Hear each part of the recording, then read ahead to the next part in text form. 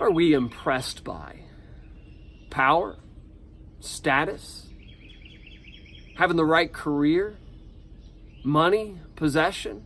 Having the right last name? Attractiveness? Wearing the right thing? These are all measurements by which we judge other people by.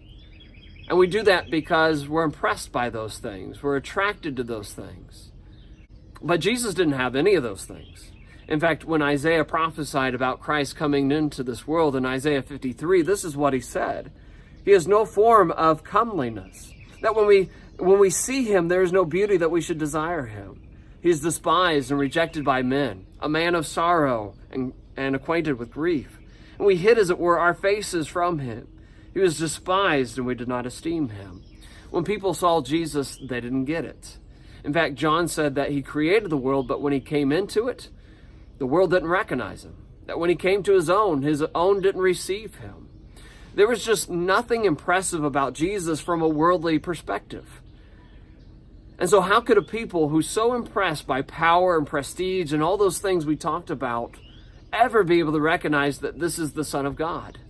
They were expecting a king. They wanted a guy who looked like a king, who had all those things that a king has. But God gave them a sacrificial lamb. His greatest attributes? Humility, simplicity, grief, sorrow. And so I wonder if we'd be able to recognize Jesus. I guess it depends upon what you're impressed by. How about humility or holiness?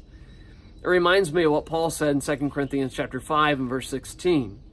He said, therefore, from now on, we regard no one according to the flesh.